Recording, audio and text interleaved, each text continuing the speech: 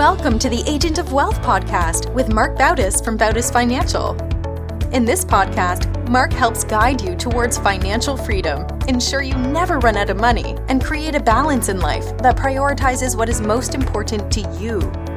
Join us for this journey as Marc draws from years of expertise and guest experts to solve the multiple wealth building challenges involved in your financial life.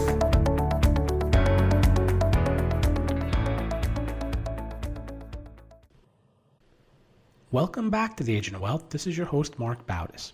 Today I'm joined by a special guest, Rebeccah Silence, self-healing and relationship expert. She's not just changing lives, she's redefining family happiness for audience around the world.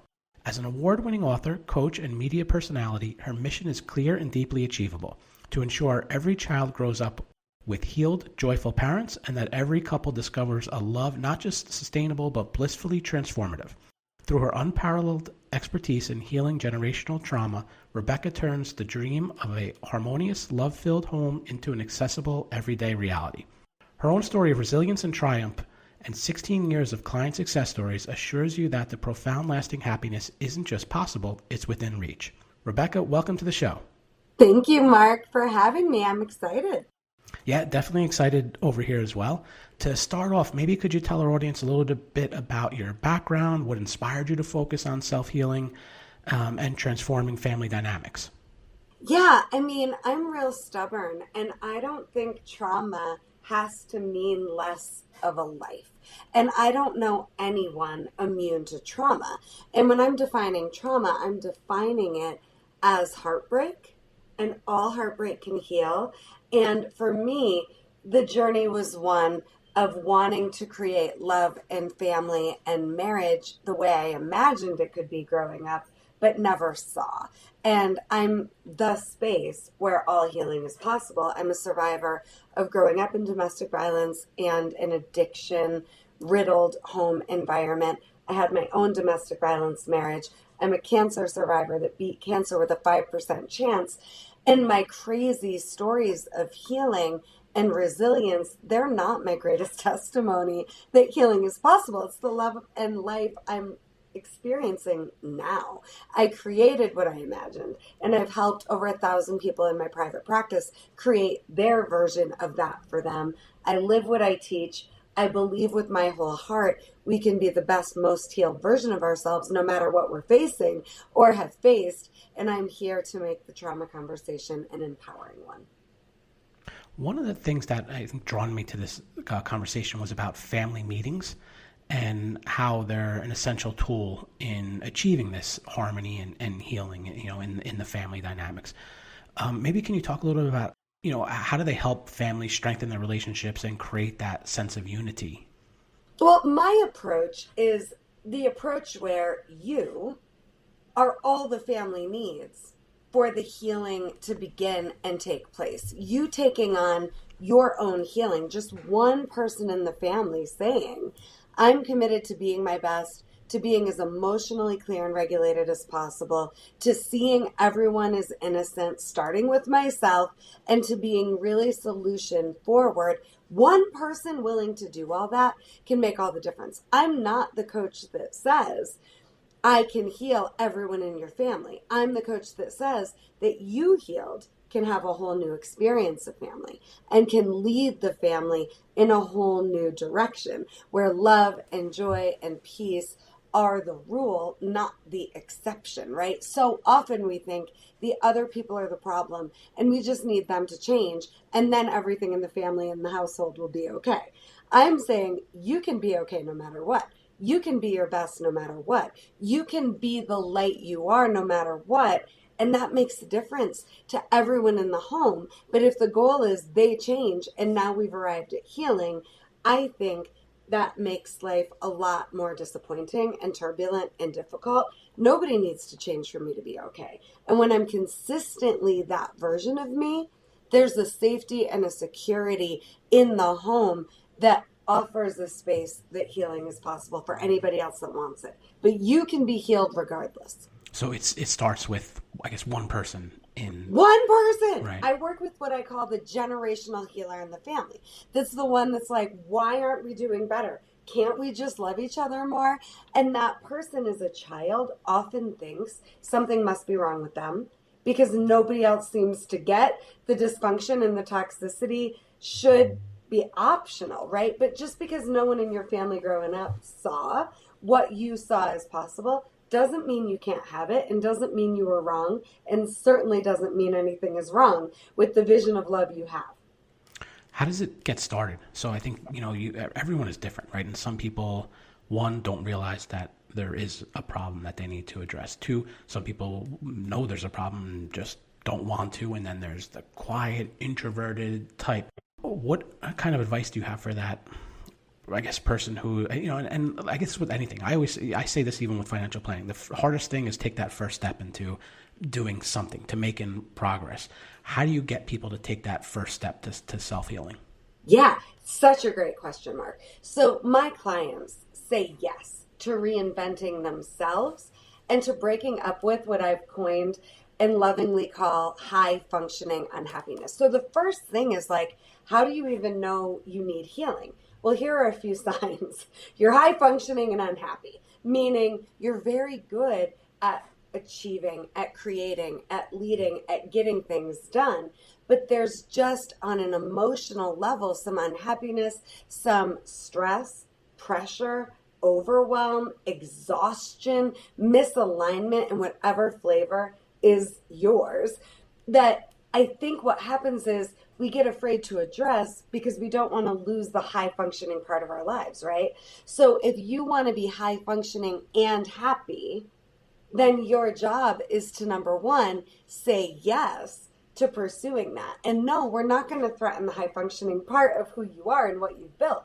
I think it's very difficult to take on happiness when you don't want to lose what you've built. Maybe that's your marriage, maybe that's your finances, maybe that's your business or your career, right? My work is not about threatening the high functioning part of your life. My work is about threatening the crap out of the unhappiness and saying yes to doing what it takes for your life to be happy. And what I mean by healing and happiness is freedom. And you get to be free. So if you want to be free, you can say yes to that without knowing how yet. It starts with, I'm going to raise my hand and say yes to reinventing my life. So I keep the high functioning part of my life, but I also get to be happy. It does not have to be either or. And I guess, is that part of like an engagement with you in terms of you kind of look at the person's life comprehensively from top to bottom and kind of figure out that maybe they are high functioning here, but this area over here needs to be addressed, and kind of pick and choose what areas? Or is it kind of totally redefining everything about that person? Well, it's really only redefining about 5%, right, of how they think and how they behave and how they cope and just their habits. But it feels like more than that. But we want to keep the best of you, and we want you the same you across the board. A lot of personal development coaches will tell you, you need to break down to break through. And I'm the coach that says, hell no, you don't. You do not need a breakdown to break through. You can just decide something's missing. And then my work is about looking at you and saying, who are you being? Who do you want to be? Because we don't wake up one day and know who we are.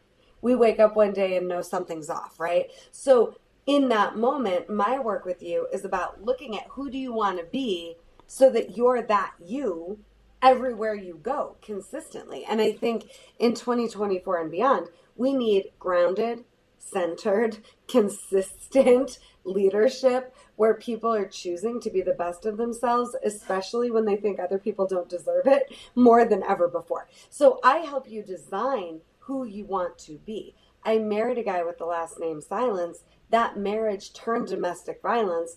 I got out, meek, no voice, no confidence, and designed Rebeccah Silence. So what I do with people, client after client after client, day in, day out, is help them design the version of them that they can be true to no matter what, the best of them. And it's about being, not doing, and being you wherever you go, that I think is the ultimate freedom. Going back to that kind of first step, what about the person who has a loved one that they think is going through something traumatic? How do they, and it could be a child, it could be a parent, it could be a friend, another family member, a spouse. How do they engage that person to take the step forward. Yeah. Well, and here's the deal. My book, Coming Back to Life, A Roadmap to Heal from Pain to Create the Life You Want. It's won awards as top self-love book, top self-worth book. It is literally a roadmap, like the step-by-step guide. So that book you could buy for anybody you love. And at the end of every chapter, there are exercises to take the understanding of what I'm teaching and live into it, right? But more than anything, what I would say is if you have a loved one that's stressing you out, the work is how do you get to the place where you're not stressed out by their free will and their agency and their choices, and you stay the best of you, right? Because again, so often we think the other people need to change for us to be okay, for them to be okay. So often I want you to change and heal so I'm not uncomfortable anymore. And I just call it out and tell you the truth about what nobody else will tell you, because that's really what's happening, right? And until I'm okay, respecting your free will and agency and staying true to me, I have work to do. So you could buy my book, you could buy my course, The Emotional Survival Kit, you could hire me for somebody else, but really, it's about if you're not at peace yet, there's work for you to do. And it doesn't have to be as hard as maybe we think. And it's not nearly as daunting as we might think. It's not about completely overhauling your life or changing who you are. It's about staying the best of you no matter what. And I think the more consistently we're the best of ourselves no matter what, the more space we hold that we're modeling healing as possible. And then anybody else that wants it, great. You know, I have family members that ask me 20 years into me doing this work. I've been helping people heal since 2002. Wait, what are you doing? You know, and it's 2 decades plus later, right? So you never know who's watching, and you never know who is going to be inspired by the role model you are. But if our goal is to get people to change, we're missing the boat, because they're on their soul's journey, and that's perfect. And you're on yours, and that's perfect. And your journey does not have to be put on hold until and unless someone you love gets the memo that healing is possible. Do you have any tips for, I guess, someone who wants to prevent going through some kind of traumatic experience? So, and I'll give you some background. So a lot of the people I work with, they're in situations where there's intergenerational wealth, responsibilities that come into play. And I've seen situations where it can turn call it like a happy family to problems and struggles, and no one thinks it's ever going to get to that point. But what can be done, I guess, to preempt that or to prevent the ever needing to be healed? So I love that question, and I am familiar with your world. I've coached several financial advisors in my experience, and I've seen their own journey, and I've heard about their journey with their clients. So I'm familiar with the scenario you're talking about, and I think there's 2 things. It's about who do I want to be and what experience do I want to have no matter what, which we've already talked about, right? So everything I've already shared, go back to who am I going to be? Who am I committed to being? And know where you have certainty is always in knowing you have access to being your best and to making the best of every moment you're in. But with that being said, if we're talking about proactively getting ahead of unnecessary breakdown with people we love, right? Whether it's about money or anything else, it's about the right agreements. Agreements make or break relationships, and agreements make or break families. And there's nothing more powerful than a real agreement that is kept. So here's what I mean by that. For example, I know someone who's a billionaire, and I've worked with this person, and they have an agreement with their children that they're not going to inherit shit until they understand how to manage money and they've learned the ropes, right? So that's an agreement that the kids are not confused about, right? In this family, you don't get the inheritance until you've understood and learned about how to manage this wealth with respect, with consistency, right? And I'll decide when and if you get an inheritance. It's not a given, right? So that's one example of an agreement, right? There are couples I've worked with that have a lot of money that we make agreements where certain amounts are mine, certain amounts are yours, certain amounts are joint, right? There's different ways to set up agreements, and there's never the right universal cookie cutter agreements. It's what works for the family. I have a couple I just did a 2-day couples intensive with. She has multi-millions. He is broke, going through a divorce. How do you navigate that, right? With the right agreements. So I help them decide and design what makes them feel like they both have independence and freedom and they're equals, even though there's a very clear discrepancy in one person's bank account versus the others. So to get ahead of breakdown in relationship, I'm a self-healing expert, but I'm also a relationship expert. It's about being brave enough to say, here's what I need, here's what I want, here's how I feel, here's the solution I think would work best for me and for us. Now, what do you want? What do you need? How do you feel? What's the solution you feel like would work best? And let's negotiate as long as it takes until we land on a win-win. And having a third party to help facilitate those hard conversations can be very helpful, right? I do this with couples and families around sex, around money, around parenting, all the time, like every single day, because it feels like Everest. But if both people aren't winning, there is no win. If I'm going to agree to a lose to keep the peace so that you win, the whole relationship's going to lose. So it's about the right agreements for the healed adults versus the right agreements for the unhealed inner child in you and in them trying to avoid patterns, right? And the right agreement, it's game changing. I wouldn't combine money with my second husband for 7 years because I had been so burned in the first marriage. My first husband took out credit cards in my name, maxed them out. I didn't even know until we were getting divorced. I had been so burned financially. So I made it really clear, I'm not going to agree to combine money right now. And I didn't for like 7 years. And then we reinvented the agreement. And that's the other thing about the right agreements. You don't have to be married to it for the rest of your life. It's just what's right now for both of you to be in a win, for everyone to be in a win. And then when it needs to be reinvented, someone just has to say, hey, can we reinvent this? Can we change it? It's not working for me anymore.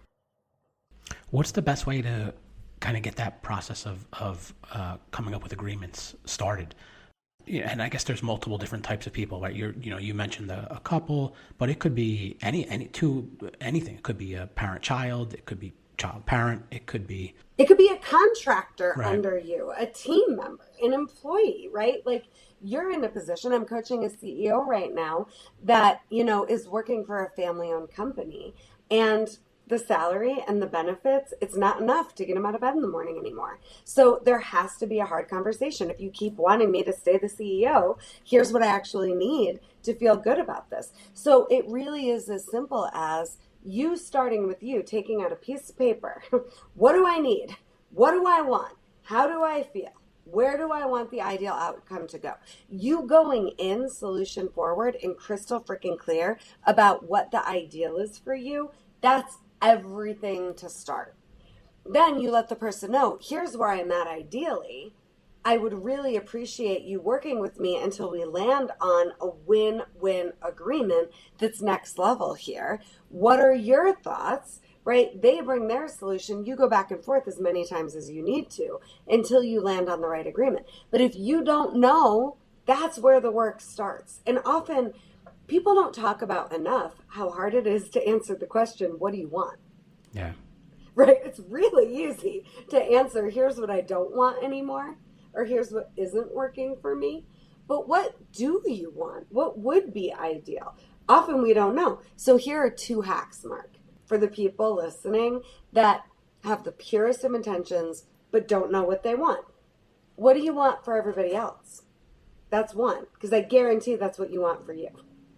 Number 2 is, what don't you want anymore? Make a list. Then next to it, just write down what you think the opposite would be. Guess if you need to, right? But like what you want for them, I guarantee it's what you want for you. And what you don't want can't be the focus. What do you want instead? Guess, try it on like an outfit until you feel like, you know what? That's what I think I would want. And then ask for it. And when you engage with someone, are you engaged, in this example that we're using of two parties, Yeah. are you kind of coaching one, or are there times when you're actually, I don't know if mediating is the right word, but kind of helping both of them come to that win-win situation that you talked about? I call it facilitation, right? Because I'm facilitating the transformation, the next level, the breakthrough, but it is mediation. So I do both. Some of my clients, it's just one-on-one.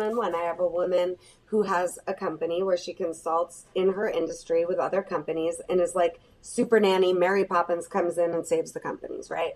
And she's working with somebody right now, and I'm working with her privately to get the right agreement. I'm not working with the guy that she's working with.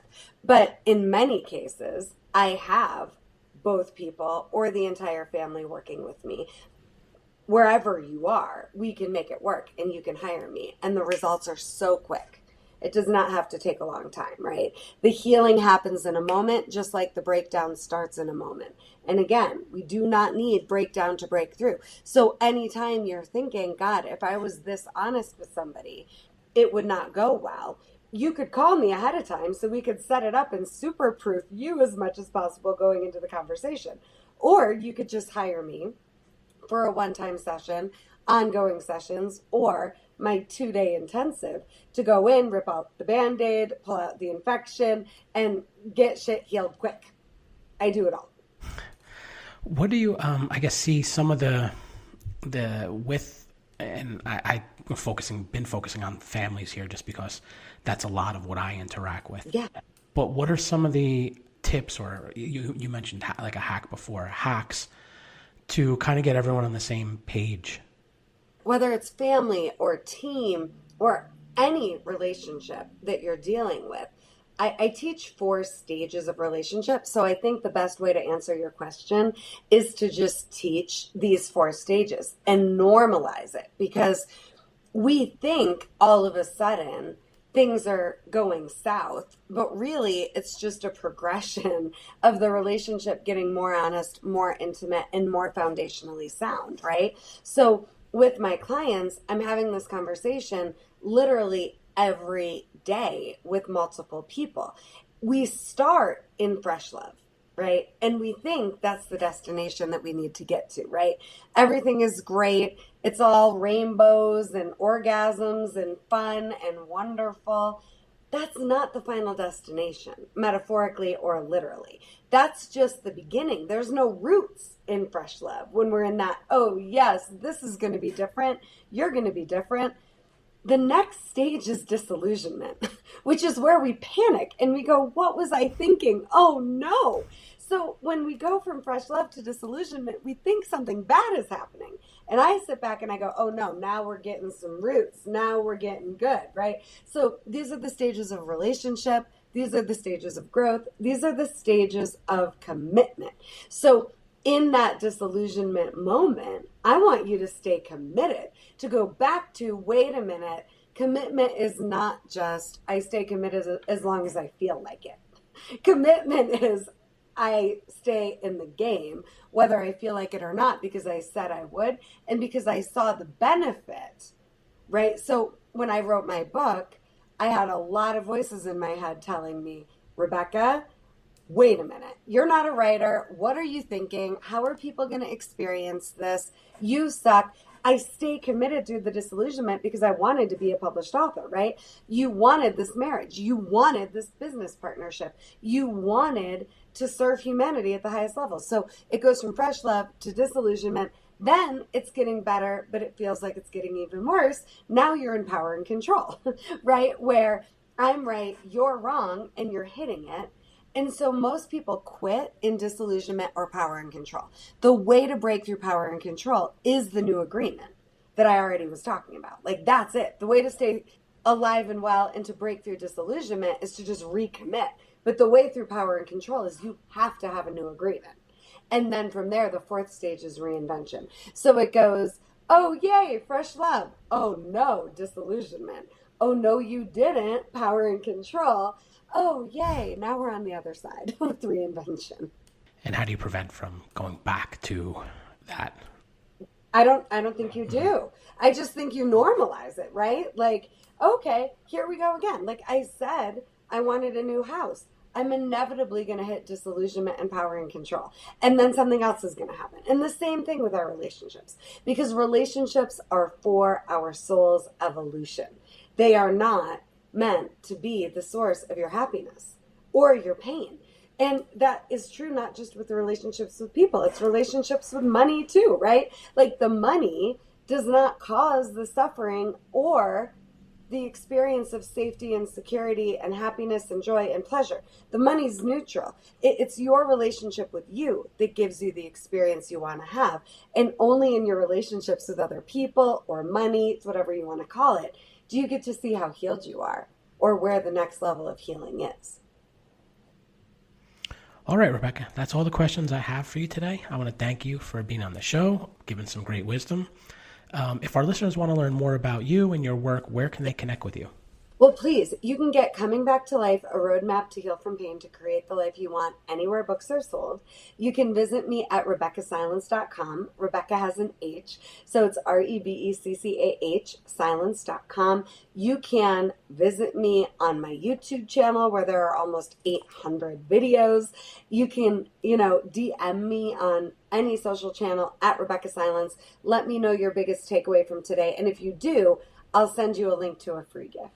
Great. We'll include all that information in the resources section of the show notes. Thanks again, Rebeccah, and thank you to everyone who tuned in to today's episode.